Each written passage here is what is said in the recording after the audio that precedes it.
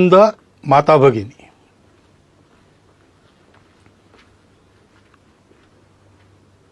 एक विशिष्ट परिस्थिति में आधुनिक तकनीकी का उपयोग करके पर्दे पर ये हमारी भेंट हो रही है। कोरोना की महामारी से सारी दुनिया जूझ रही है और उस बीमारी के साथ लड़ाई का एक अनिवार्य अंग है घर में बंद रहना, सारे कामधाम बंद करके बैठे रहना, घर में बंद रहकर जितना हो सकता है उतना करना। तो हमारे संघ के कई स्वयंसेवकों को लगता होगा कि हमारी शाखाएं अभी मैदान पर लगना बंद है, कार्यक्रम बंद है, संघ शिक्षा वर्ग प्रारंभ हुए होते वो बंद है, तो हमारा काम बंद है। लेकिन हम अपने अपने घर में बंद है, लॉकडाउन कहते उसमें है, तो भी जीवन तो चल रहा है। ऐसे संघ का कार्य भी चल ही रहा है। नित्य के कार्यक्रम बंद है, दूसरे कार्यक्रमों ने उनकी जगह ली है। ये संघ के लिए भी और हम सबके जीवन के लिए भी सत्य है, क्योंकि जीवन मनुष्य का, इसकी कल्पना क्या है? तो सारी दुनिया मानती है और संघ में भी हम लोग मानते कि हम स्वयं अच्छे बने और अपने अच्छाई का उपयोग करके जग को अच्छा बनाएं, दुनिया को अच्छा बनाएं। स्वयं अच्छा है और दुनिया के लिए कुछ नहीं कहता, उसको भी लोग अच्छा नहीं करते। और दुनिया के लिए गलती से कुछ अच्छा कर भी लिया, लेकिन स्वयं के जीवन में अच्छाई का कोई अंश नहीं, उसको भी दुनिया अच्छी नहीं कहती। जीवन के या संघ कार्य के एक ही सिक्के के ये दो पहलू है। अपनी परंपरा में ऐसा कहते हैं, एकांत में आत्म साधना और लोकांत में परोपकार। यही जीवन का स्वरूप है, यही संघ कार्य का स्वरूप है। तो अपने स्वयंसेवक रोज प्रार्थना कर रहे हैं, मैदान पर एकत्र आकर नहीं कर रहे, अपने परिवार के साथ घर में कर रहे हैं। लेकिन प्रार्थना करने का उनका समय निश्चित है, उनके परिवार में उस समय प्रार्थना हो रही। अनेक प्रतिनिधि स्वयंसेवक अपने प्रतिज्ञा का रोज स्मरण करते होंगे। नित्य शाखा के कार्यक्रमों में अभी इतना ही करना संभव है, उतना चल रहा है। बाकी कार्यक्रम दूसरा बदल गया है, वो सेवा का कार्यक्रम है। प्रचंड प्रमाण में जो सेवा चल रही उसको सब लोग देख रहे और सारा समाज हमको प्रोत्साहन भी दे रहा है। परंतु हमको ध्यान में रखना चाहिए कि ऐसा नहीं मानना चाहिए यही अपना कार्य है। कार्यक्रम अपना कार्य नहीं है। स्वयं अच्छा बनना और दुनिया को अपने प्रयास से अच्छा बनाना, ये अपना कार्य है। चीन देश में भारत से एक भिक्षु गए तथागत के धम्म का प्रचार करने के लिए। कुछ वर्ष वहां काम करने के बाद उनको ऐसा लगा कि तथागत का एक चरित्र लिखा जाए चीनी भाषा में, वहां के जनता के लाभ के लिए। तो लिखकर तो तैयार हो गया, लेकिन उसको छापना है। तो वहां उनके जो संपर्क थे उन सब लोगों से वो मिले, उनसे धन इकट्ठा किया, बताया तथागत का चरित्र उससे छापेंगे। और सारा धन इकट्ठा होने के बाद छापने के लिए छापखाने में वो हस्तलिपि देना कल देनी है, तो आज रात में एक बड़ा भूचाल आ गया और बहुत से देहात, बहुत से शहर तहस नहस हो गए। तुरंत सेवा कार्य में सब लोग लग गए। तो पुस्तक के लिए जो धन लाया था उसका स्वाभाविक उपयोग लोगों की राहत के लिए हो गया, वो धन समाप्त हो गया। इसलिए सारा वो राहत कार्य पूरा होने के बाद फिर से भिक्खू ने सबको बताया कि धन तो दिया था आप लोगों ने, लेकिन वो ऐसे काम में हो गया खर्च, तो और एक बार धन संकलन फिर से वैसा किया। फिर जब छापखाने में जाना था, उसके पहले कुछ दिन एक बड़ी बाढ़ आ गई, फिर से राहत कार्य करना पड़ा, सारा संकलित धन उसमें व्यय हो गया। फिर जाकर लोगों को समझाया, लोग भी समझ गए, तीसरी बार धन संकलन हुआ। इस बार कोई आपत्ति नहीं, हस्तलिपि छापखाने में गई, मुद्रित होकर किताब तैयार हुई, किताब का धूमधाम से प्रकाशन हुआ लोगों ने, और उस किताब को बड़े श्रद्धापूर्वक खरीदा। और पढ़ने के लिए अपने अपने घर में जब लोगों ने उसको खोला तो पहले पन्ने पर लिखा था कि ये तथागत के चीनी भाषा में चरित्र की तीसरी आवृत्ति है। यानी लिखित चरित्र एक चरित्र का स्वरूप है, लेकिन उस चरित्र का जो संदेश है, दुनिया की दुख मुक्ति, उसको आचरण में उसके पहले 2 बार लाके दिखाया गया, तो वो भी उस पुस्तक की आवृत्ति है। ऐसे हम आज जो कर रहे हैं वो भी कार्यक्रम बदल के संघ का ही कार्य कर रहे हैं, इस भावना से उसको करना। तो स्वाभाविक केवल संघ के लोगों के लिए नहीं, सभी के लिए कुछ बातें स्पष्ट हो जाती है। एक तो हम ये सेवा क्यों कर रहे हैं, उसकी प्रेरणा हमारी स्वार्थ की नहीं है, अपने अहंकार की तृप्ति या अपनी कीर्ति प्रसिद्धि के लिए ये नहीं करना है। जो लोग सहयोगी बनना चाहते उनको जानकारी हो, इसलिए कुछ प्रसिद्ध करना पड़ता है। अपने कार्य की रचना में हम सबको सविस्तार वृत्त ठीक ठीक पता चले, इसलिए उसको प्रकाशित करना पड़ता है। लोगों को प्रेरणा मिले, इसलिए भी ऐसे कार्य में आने वाले अनुभवों का लेखन प्रकाशन करना पड़ता है। परंतु अपना डंका बजाने के लिए हम ये काम नहीं कर रहे। हम काम कर रहे हैं, ये अपना समाज है, अपना देश है, इसलिए इस स्वार्थ, भय, मजबूरी, प्रतिक्रिया या अहंकार, इन सब बातों से रहित आत्मीय वृत्ति का परिपाक है ये सेवा। और इसलिए इस सेवा में हम लोगों को निरंतर लगना है, निरहंकार वृत्ति से लगना है, श्रेय दूसरों को देना है।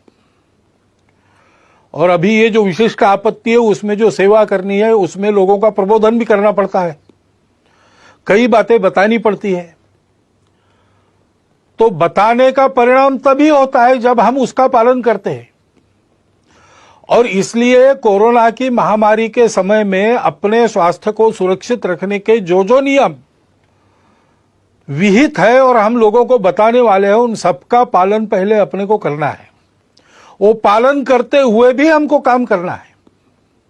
घर के बाहर निकलना पड़ेगा, लेकिन नियम बना है कि उसके लिए अनुमति चाहिए। लॉकडाउन है तो अनुमति पूर्वक ही काम करना, फिजिकल डिस्टेंस रखना है, अंतर रखना है, वो अंतर रखकर काम करना पड़ेगा।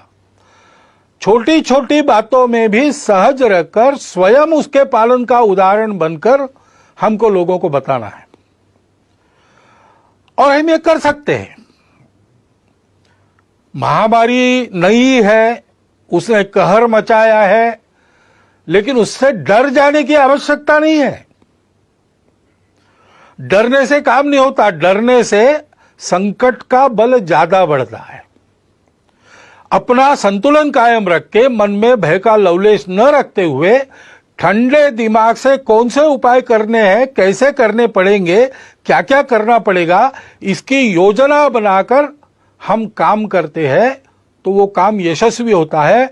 आत्मविश्वास युक्त ऐसा अपना सुनियोजित प्रयास करना है, भय से रहित होकर, और सातत्यपूर्वक प्रयास करना है। क्योंकि ये बीमारी नहीं है, इसमें निश्चित क्या क्या हो सकता है इसके अनुमान लगते, जैसे जैसे अनुभव आता है वैसे ही पता चल रहा है।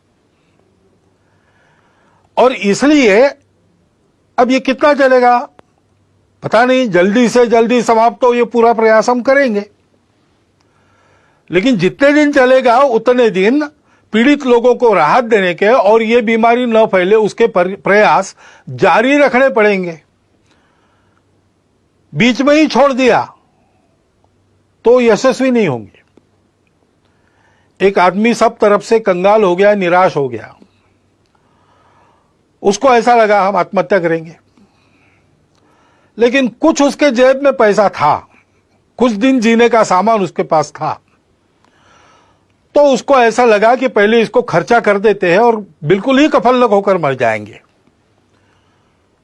इसलिए वो बड़े शहर में गया कि वहां पर जुआ खेलेंगे और ये सारा धन उड़ा देंगे, फिर मर जाएंगे। लेकिन वहां जाने के बाद उसको पता चला कि उस गांव के पास, उस शहर के पास एक बहुत लंबी चौड़ी जमीन थी जिसमें मैंगनीज मिलेगा ऐसा लगता था। इसलिए 2-3 माइनिंग कंपनीज ने वहां आकर खुदाई की। 250 फीट नीचे गए लेकिन मैंगनीज मिला नहीं, निराश हो गए।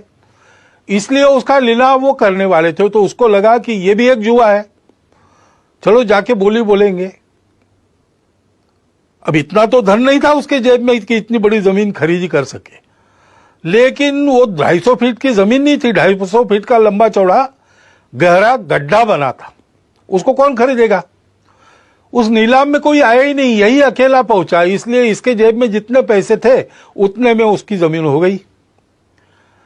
अब जो मजदूर वहां काम कर रहे थे उनको उस दिन की मजदूरी कंपनी ने दे दी थी, तो उन्होंने आके पूछा क्या करें, काम अभी बंद करें कि 5 बजे तक करें और बाद में छोड़े? तो उसने कहा आपने पैसे लिए हैं तो 5 बजे तक काम करो। उन्होंने 5 बजे तक खुदाई की, 3 फीट और खोदा, उसमें जो नमूने मिले उसमें मैंगनीज मिल गया और कंगाल बना हुआ वो आदमी मैंगनीज की खदानों का मालिक, बाद में एक रेलवे कंपनी का मालिक, ऐसा सब कुछ बन गया। फिर से उसका जीवन बन गया। उसने लेख लिखा, वो मैंने पढ़ा, रीडर्स डाइजेस्ट में आया था। कहानी अमेरिका की है, लेकिन उसका शीर्षक था difference between the success and failure is 3 feet. 3 feet के अंतर के लिए अपना सातत्य खदान मालिकों ने छोड़ दिया तो वंचित रह गए, और 3 फीट और खोदने का दम इसने दिखाया तो इसको वैभव मिल गया। इसलिए ऐसा सातत्य अपने प्रयासों में चलना चाहिए, ऊबना नहीं चाहिए, थकना नहीं चाहिए, करते रहना चाहिए। सबके लिए करना है, इसमें कोई भेद नहीं है। जो जो इसके पीड़ित है वो हमारे अपने हैं। भारत ने तो जिन दवाइयों के और निर्यात पर बंदी लगाई थी, दुनिया के हित के लिए उसको हटाकर थोड़ा बहुत अपने तरफ नुकसान लेकर भी दवाइयां भेजी है। जो मांगेंगे उसको देंगे, क्योंकि यह हमारा स्वभाव है। हम मनुष्यों में भेद नहीं करते और ऐसे प्रसंगों में तो बिल्कुल नहीं करते। सब अपने हैं। जो जो पीड़ित है, जिसकी जिसकी आवश्यकता है, उन सब की सेवा, जितनी अपनी शक्ति है उतनी सेवा करनी है। और ये सेवा करते समय कोई स्पर्धा तो है नहीं। अपनी कीर्ति फहराने के लिए दुनिया भर में हम काम नहीं कर रहे। इसलिए जो इस काम में लगे उन सबको साथ लेकर, उन सबके साथ रहकर काम करना है, सामूहिकता से काम करना है। इस प्रकार से हम सेवा करेंगे। लोगों को जो बताना है वो बताएंगे, लोगों से जो करवाना है वो करेंगे। आधार उसका होगा अपनत्व की भावना, स्नेह, प्रेम, वो अपने व्यवहार में दिखना चाहिए। काम अच्छा होना चाहिए। सेवा का काम है, उपकार तो है नहीं। हम अपने लोगों का काम कर रहे हैं, इसलिए वो उत्तम होना चाहिए, प्रेम से होना चाहिए। हनुमान जी के कार्य के बारे में ऐसा वाल्मीकि रामायण में कहा गया है। देवों ने उनकी स्तुति की एक प्रसंग पर, तब 4 उनके विशिष्टों का उल्लेख किया। धृति, दृष्टि, मति और दाक्ष, यानी दक्षता, सावधानी। सावधानी आवश्यक है। हम काम करेंगे, लेकिन हम काम करते रहे, इसलिए काम करते करते हम बीमार न हो जाए। इसलिए आजकल आयुष मंत्रालय के द्वारा एक समर्थित काढ़ा है, उसको हमने रोज पीना चाहिए। बाकी मास्क लगाना, अंतर रखना, ये सारी बातें, हाथ धोना, स्वच्छता रखना, हम स्वयं चिंता करें कि हम काम करने लायक रहे, अपनी मदद जिनको वास्तविक आवश्यकता है उन तक पहुंचे। दूर तो लोग भी रहते हैं दुनिया में, वो हमारी मदद लेके चले न जाए। इसलिए बहुत सावधानी पूर्वक सजगता से काम करना पड़ेगा। कोई छूट न जाए, जिसको आवश्यक है उन सबके पास मदद पहुंचे, ऐसा काम करना पड़ेगा। बुद्धि ठीक रखनी पड़ेगी, किसको किस बात की आवश्यकता है। सामान्य सूचनाएं सबके लिए दी जाती है, लेकिन कुछ विशेष भी परिस्थितियां रहती है, उसमें उस प्रकार की राहत मिले ऐसा प्रयत्न करना पड़ता है। और इसलिए लीक में चलते हुए भी लीक का विचार कर चलना पड़ता है। अनुशासन में चलते हुए भी अनुशासन इतना लचीला होना पड़ता है कि अपने सेवा के दायरे में, सेवा के लाभ लेने वालों में सब आवश्यकता जिनको है ऐसे लोग आ जाए। फिर दृष्टि की बात है, हम ये सब बताएंगे, ये सब करवाएंगे तो आदतें भी लोगों के ठीक रहे। आदतें ठीक न रखने के कारण भी ये बीमारियां आती है। तो ये अनुभव लोग ले रहे हैं, अब उनकी मनोभूमिका तैयार है, तो हमने अच्छाई का प्रचार प्रसार भी लगे हाथ करते रहना चाहिए। ये केवल कार्यक्रम नहीं है, इसमें से हम लोगों के जीवन को सुरक्षित कर रहे हैं और लोगों के जीवन को गढ़ भी रहे हैं। अपने पवित्र समाज का संरक्षण और सर्वांगीण उन्नति, ये हमारी प्रतिज्ञा है। और इसलिए उस दृष्टि को ध्यान में रखकर हमको काम करना है और धैर्य रखना है। कितने दिन ऐसा करके नहीं होगा, जब तक पूरा नहीं होता तब तक करते रहना है, सतत करना है। ऐसा करते रहना, और ऐसा करते रहते समय ये जैसे गुण है हनुमान जी से, वैसे विदुर नीति में एक बात बताइए दोषों को टालने की। षट दोषा पुरुषेणेह हातव्याम भूतिमिच्छताम। जिस पुरुष को अपना वैभव चाहिए, अपना विजय चाहिए, अपना प्रभाव चाहिए, अपनी खुशहाली चाहिए, उसको 6 दोषों का हनन करना पड़ता है, उनको दूर करना पड़ता है। वो कौन से है? निद्रा, तंद्रा, भय, क्रोध, आलस्यम, दीर्घ सूत्रता। आलस्य और दीर्घ सूत्रता काम की नहीं है। तत्परता चाहिए। जब उपस्थित होता है, भारत का इस सारी बीमारी के दौर में काम बहुत अच्छा हो रहा है। इसका पहला कारण है कि तत्परता पूर्वक सारी उपाय योजनाएं यहाँ के शासन प्रशासन ने लागू की, और उतने ही तत्परता पूर्वक समाज के एक बहुत बड़े अंश ने उसको अमल में लाया। तो आलस्य नहीं किया, दीर्घ सूत्रता नहीं दिखाई। इसको ध्यान में रखना चाहिए। वो तत्परता अपनी कायम रखनी चाहिए। निद्रा, तंद्रा यानी असावधानी, काम करते करते धुन लग जाती है, उसको तंद्रा कहते हैं। धुन लगना अच्छा है, लेकिन तंद्रा अच्छी नहीं, क्योंकि उसमें विचार नष्ट होता है। सोच समझ के सजग रहकर एक एक कदम डालते हुए काम करना, और भय और क्रोध को टालना। लोगों को भय लगता है कि हमको क्वारंटाइन में डाल ले, तो छुपने का प्रयास करते हैं। लोगों को कुछ नियमों में बांध दिया तो लोगों की ऐसी भावना होती है कि हम पर कुछ प्रतिबंध ला रहे हैं। अब संघ ने अपने और मार्च में ही तय करके जून आखिर तक सारे कार्यक्रम बंद कर दिए। लेकिन किसी किसी को लग भी सकता है कि सरकार हमारे कार्यक्रमों पर प्रतिबंध कर रही इस निमित्त, और भड़काने वाले लोगों की कमी नहीं है।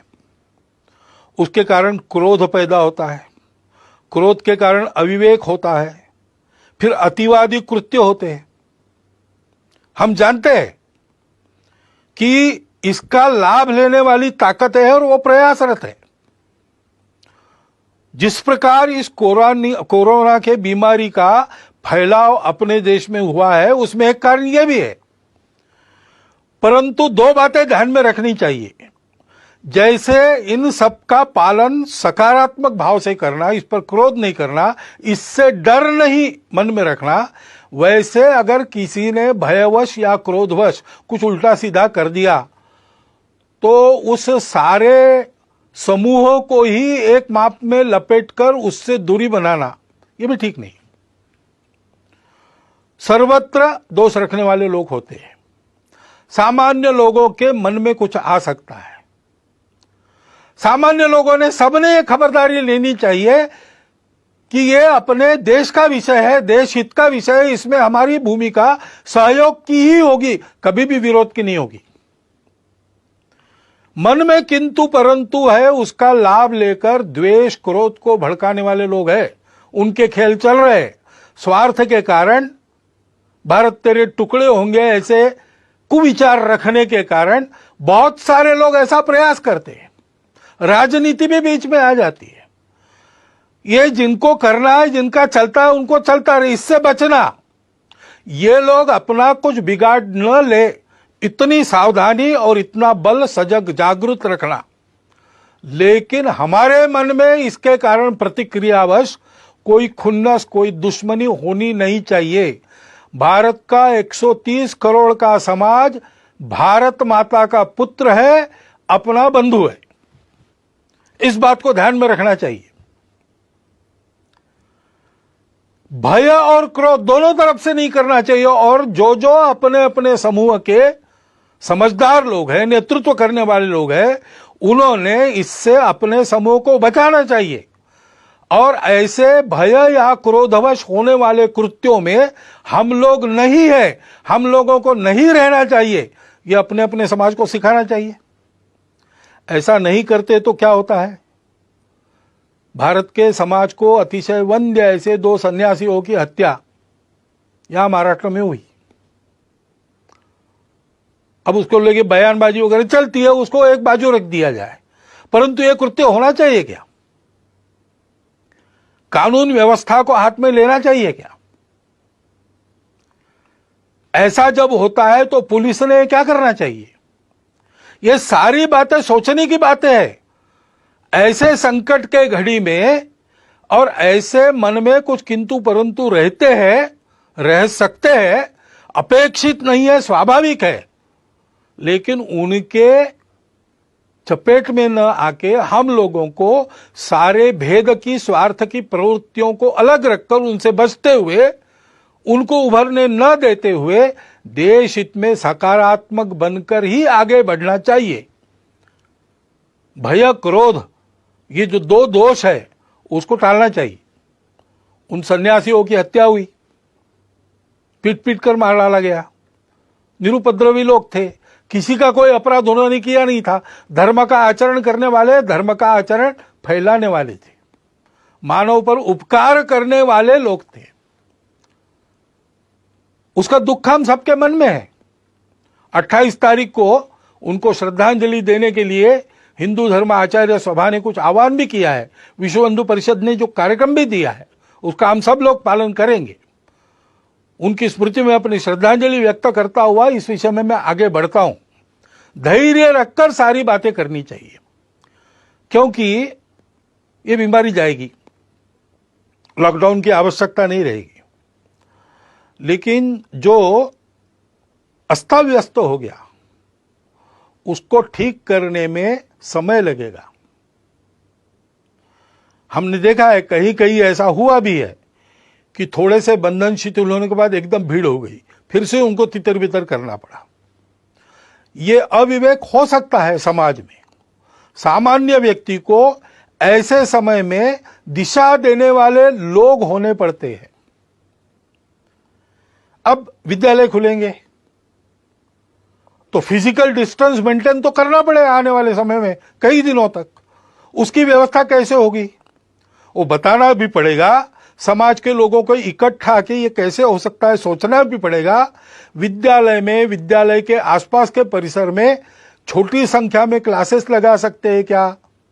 ई क्लासेस लगा सकते हैं क्या? क्या करके विद्यालय की शिक्षा शुरू भी होगी और ये डिस्टेंस मेंटेन होगा।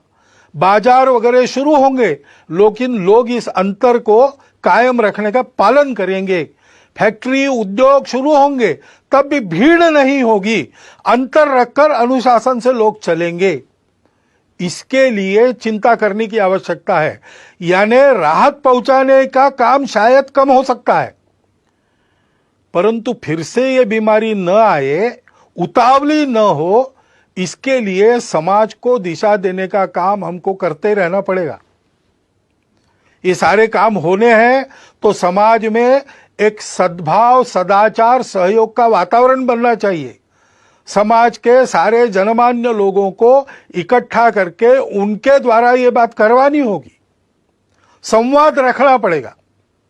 अनुशासन पालन के बारे में स्वयं का उदाहरण और उपदेश उन लोगों को रखना पड़ेगा। उसके लिए उनके साथ भी बात करनी पड़ेगी।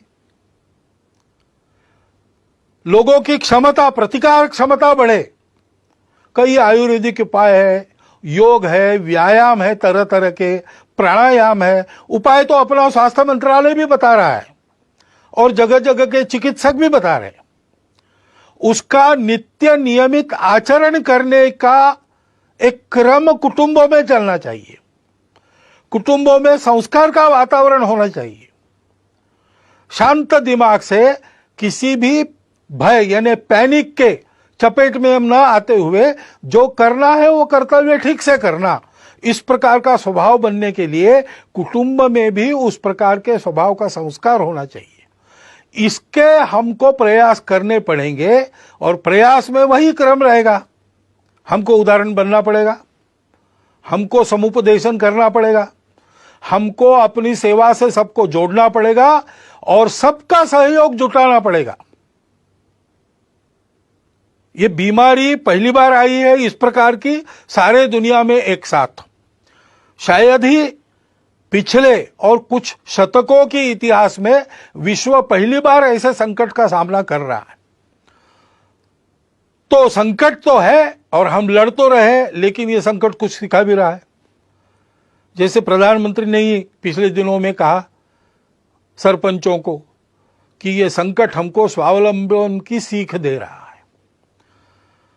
तो कई ऐसी बातें भी आ रही, क्योंकि ये संकट जाएगा, जो अस्ता व्यस्त हो गया उसको यथावकाश हम ठीक कर लेंगे, लेकिन इस संकट के अनुभव में कुछ सत्य फिर एक बार उजागर होके हमारे सामने जो स्पष्ट खड़े हैं, उनसे पाठ लेकर, बोध लेकर अपने जीवन की रचना को उसके अनुसार परिवर्तित करने का एक बड़ा काम, एक तरह से राष्ट्र पुनर्निर्माण का जो काम चल रहा है उसका अगला चरण, उसको परिणाम में लाना पड़ेगा। और बहुत से लोग शहरों से चले गए अपने अपने गांव में, सबके सब वापस आएंगे क्या? जो गांव में रह जाएंगे उनको रोजगार की क्या व्यवस्था होगी? जो वापस अपने काम पर आएंगे उन सबको काम देने की उद्योगों की या उनके मालिकों की स्थिति होगी क्या? क्योंकि उनके भी सारे कारोबार ठप पड़े। ऐसी अवस्था में इनका रोजगार भी कायम रहे और उस समय के सीमित साधनों में सब चल सके, इसके लिए सबको कुछ न कुछ छोड़ना पड़ेगा। उसके लिए मन की तैयारी करनी पड़ेगी, समझदारी बरतनी पड़ेगी, उसका भी उपदेश करना पड़ेगा, उसको भी समझाना पड़ेगा। और अगर स्वावलंबन ये इस आपत्ति का संदेश है, तो स्वावलंबन में अपना स्व क्या है? उस स्व आधारित तंत्र का अवलंबन हमको करना पड़ेगा। कम ऊर्जा खाने वाला, रोजगार मूलक, पर्यावरण को न बिगाड़ने वाला ऐसा विचार हमारे ही पास है। उसके आधार पर एक युगानुकूल रचना अपने अर्थनीति की, अपने विकास नीति की, अपने तांत्रिकी की हमको करनी पड़ेगी। आधुनिक विज्ञान के आधार पर इसमें जो जो अद्यतन सहायक होता है वो लेते हुए परंपरा के आधार पर जो आज सुसंदर्भित है, इस संकट के कारण फिर से एक बार हमको याद आ रहा है, उन दोनों को मिलाते हुए हमको एक नए विकास के मॉडल का निर्माण करना पड़ेगा। हमको करना पड़ेगा, यानी कौन करेगा? शासन को विचार करना पड़ेगा, प्रशासन को विचार करना पड़ेगा। लेकिन मात्र इन दोनों के करने से नहीं होता, समाज को भी इसमें कुछ करना पड़ता है। समाज को स्व का अवलंबन करना पड़ेगा। यहां की बनी वस्तुएं जहां तक संभव है उन्हीं का उपयोग करेंगे। यहां जो बनता नहीं, बिना उसके जीवन चलता है तो बिना उसके चलाएंगे। जीवन के लिए आवश्यक है तो अपने शर्तों पर लेंगे, कम से कम उपयोग में चलाएंगे। ऐसी बहुत सी बातें अपने नित्य व्यवहार में लानी पड़ेगी। अपने अपने व्यक्तिगत और परिवार के व्यवहार में हम लोगों को स्वदेशी का आचरण करना पड़ेगा। स्वदेशी का आचरण करने के लिए स्वदेशी के उत्पादन उपलब्ध करने पड़ेंगे और स्वदेशी के उत्पादन उत्कृष्टता के मामले में बिल्कुल 19 न हो, ऐसी गुणवत्ता उत्पन्न करनी पड़ेगी। उद्योजक, निर्माता, कारीगर सभी को इसके बारे में सोचना पड़ेगा और समाज को स्वदेशी पर दृढ़ होना पड़ेगा। विदेशों के ऊपर अवलंबन नहीं होना चाहिए, ऐसा हमको समर्थ रहना पड़ेगा। उसी प्रकार हमने अनुभव किया। अब जो बाहर निकलकर नदियों को वगैरह देख सके वो बताते हैं, लेकिन हवा का तो हम सब लोग अनुभव कर रहे हैं कि पर्यावरण बहुत मात्रा में शुद्ध हो गया। क्यों शुद्ध हो गया? क्योंकि कुछ क्रियाकलाप बंद हुए जो पर्यावरण को दूषित करते थे। अब फिर से अपना जीवन नियमित हम शुरू करेंगे तो कौन से ऐसे क्रियाकलाप कम से कम हम कर सकते हैं, बिना उसके काम भी चल सकता है, इसका विचार हमको करना पड़ेगा। पानी का उपयोग ठीक से, पानी का संवर्धन संरक्षण, वृक्षों का संवर्धन संरक्षण और प्लास्टिक से मुक्ति, स्वच्छता का पालन, जैविक तरीकों पर बल देकर गौ पालन, जैविक खेती आदि के आधार पर जीवन चलाने का हमको अभ्यास अपना करना पड़ेगा। अभी जो हमारा अभ्यास रासायनिक खेती आदि का है उसको बदलना पड़ेगा। उसके लिए सारे समाज का बनाना पड़ेगा। शासन की नीति वैसी बनेगी, लेकिन जब तक समाज उस प्रकार चलता नहीं तब तक उसका परिणाम नहीं होता। कुटुंब में भी हमको और इस प्रकार के संस्कार करने पड़ेंगे। बहुत दिनों के बाद जो भागदौड़ चल रही थी वो बंद हो गई, तो अपने घर में रहने का, सतत रहने का अनुभव बहुत लोगों को मिला। घर को भी अच्छा लगा और हमको भी अच्छा लगा। इसके बहुत अच्छे परिणाम होते हैं। संवाद बढ़ता है, समझदारी बढ़ती है, सौमनस्य बढ़ता है और इसलिए कुटुंब में इन सारे बोधों की चर्चा, उसके आधार पर व्यवहार कैसा हो ऐसा संवाद चलना। जैसा अपना कुटुंब है वैसे समाज भी एक कुटुंब है। समाज के भी विचार करने वाले लोगों में, समाज का नेतृत्व करने वाले लोगों में इस प्रकार का चलना, चर्चा का चलना, संस्कार का, नियमितता का प्रभाव होना अपने जीवन पर, व्यक्तिगत और सामूहिक, इसकी चिंता हमको करनी पड़ेगी। नागरिक अनुशासन के पालन में हम सबको तत्पर होना पड़ेगा। जहां जहां उस अनुशासन का पालन लोग कर रहे हैं वहां कोरोना का उपद्रव कम है, और जहां इस अनुशासन की आदत न होने के कारण गड़बड़ हो रही वहां कोरोना की चपेट में अभी भी देश का कुछ भूभाग है। और इसलिए उस अनुशासन का पालन करना, भगिनी निवेदिता ने कहा है कि देशभक्ति का स्वतंत्र देश में रूप तो नागरिक अनुशासन का स्वयं होकर सारे नागरिक पालन करते, इतने वो समझदार होते, यही है। डॉक्टर अंबेडकर साहब ने भी संविधान प्रदत्त करते समय जो भाषण संसद में किए थे उसमें इस प्रकार की कानून व्यवस्था, नियम आदि का पालन करने पर बहुत जोर दिया गया है। हमको अपनी इस आदत को और ताजा और धार वाला करना पड़ेगा। उसी प्रकार समाज में सद्भाव का वातावरण, सहयोग का वातावरण, शांति का वातावरण बनाना पड़ेगा। शासन तो संस्कार मूलक शिक्षा नीति जल्दी लाना पड़ेगा उनको, क्योंकि ये सारे काम शासन की नीति, प्रशासन का नीति को ध्यान में रखकर समाज को अपना मानकर अमल करने का तरीका और समाज का आचरण से सहयोग, इन तीनों बातों के एकत्र आने के बाद ही संभव होता है। तो शासन जैसे अपने प्रशासन को समाजोन्मुख करेगी, राजनीतिक लोग अपनी राजनीति को स्वार्थ मूलक से हटाकर देशहित मूलक बनाएंगे, शिक्षा जैसा संस्कार देने वाली परिवर्तन अपने आप में करेगी, वैसे हम सब लोगों का व्यवहार भी वैसा होना पड़ेगा। भविष्य के लिए भी यह संकट बहुत कुछ बताकर जा रहा है, उसका विचार करके हमको अपने जीवन के नए मानक का विचार करते हुए उसको आचरण में लाना पड़ेगा। हम सब लोग मिलकर आत्मविश्वास से इस अपने देश और अपने समाज के अपनत्व को मन में रखकर इस देश को इस संकट से निकालकर सारे विश्व की मानवता का नेतृत्व करने वाला देश बनाने के लिए आत्मविश्वास पूर्वक प्रयत्नों का, परिश्रमों का सातत्य अपने कर्तृत्व में रखकर फिर एक बार हमको सक्रिय होना पड़ेगा। इसकी आवश्यकता है।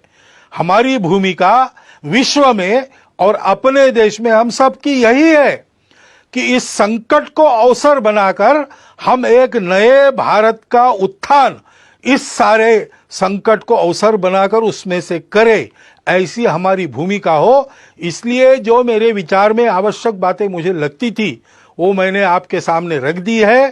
संघ के सारे स्वयंसेवक ऐसा सोचते ही है और ऐसा करेंगे ही, परंतु संपूर्ण समाज में सभी को ऐसा होने की आवश्यकता है। इतनी एक बात को मैं आपके सामने रखता हूं और अपना यह निवेदन पूर्ण करता हूं। धन्यवाद।